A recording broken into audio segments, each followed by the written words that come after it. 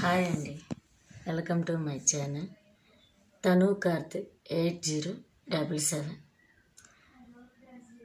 Help చేయండి, support చేయండి, subscribe చేయండి, కామెంట్ సెక్షన్లో కామెంట్ కూడా ఇవ్వండి. అది బ్యాడ్ అయినా గుడ్ అయినా లైక్ చేయండి, షేర్ చేయండి మీ ఫ్రెండ్స్కి. అట్లాగే బెల్ ఐకాన్ కొట్టండి. నేను ప్రతిదీ ఏం చేసినా మీకు వస్తుంది సజెషన్స్లో. మనకి ఈ పాదం కానించి ఇదంతా ఎముకలు నరాలు నొప్పులు వస్తాయి. ఎక్కువగా నడిచినా బలం తక్కువైనా ఏదేమైనా నొప్పి వస్తుంది. కానీ మనం దీన్ని ఎలా మెసేజ్ చేయాలో ఇప్పుడు నేను చేసి చూపిస్తా. మీకు ఎప్పుడైనా నొప్పి వచ్చినట్టే పిల్లల కానించి, అంటే చంటి పిల్లలకేమో స్మూత్గా చేయాలి. అంటే వయసును బట్టి వాళ్ళ ఎముకలు లేతగా ఉంటాయి, చంటి పిల్లలకి లేతగా ఉంటాయి కాబట్టి వాళ్ళకి జస్ట్ ఇట్లా చేయాలి. వయసు పెరిగే కొద్దీ ఎముక గట్టి పడుతూ ఉంటుంది కాబట్టి ఇది చూడండి. మా పాపకి నేను చేసి చూపిస్తున్నాను.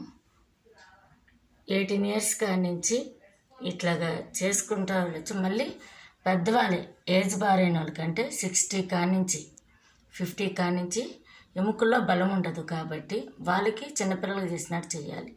కానీ 18 years పిల్లలకి ఎలా చేయాలో నేను చూపిస్తాను. చూడండి, ఇవి ఉన్నాయి కదా, ఇవి ఇక్కడ జాయింట్లు ఉంటాయి ఇక్కడ.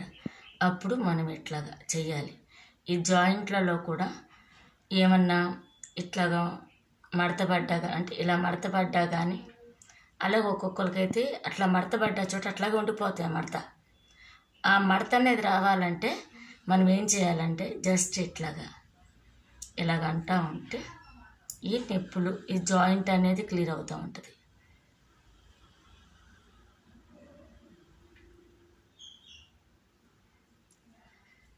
అన్ని వేళ్ళు అట్లాగే చేయాలి. ఇక్కడ ఒక జాయింట్, ఇక్కడ ఒక జాయింట్, అన్ని వేళ్ళు అలాగే ఉంటాయి. సో ఆ జాయింట్ క్లియర్ అవ్వాలంటే, ఆ మడతలు సరి అవ్వాలంటే ఇట్లాగంటూ ఉండాలి.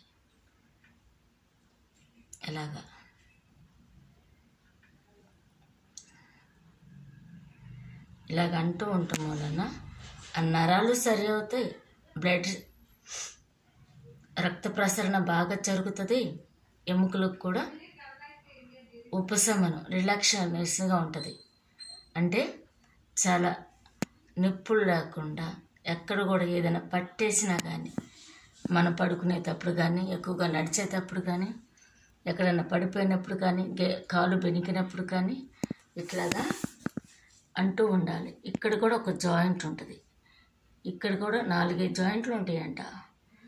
ఇక్కడ ఈ జాయింట్ల కాడ కూడా ఇట్లాగా అంటూ ఉండాలంట. అంటూ వలన చాలా రిలీఫ్గా ఉంటుంది, రిలాక్స్గా ఉంటుంది.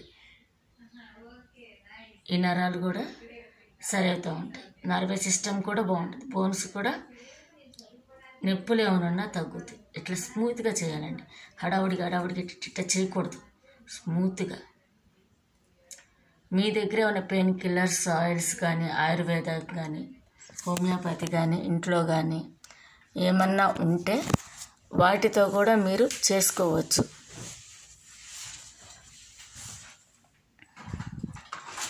ఇదిగోండి, మేమైతే పెయిన్ రిలీవర్స్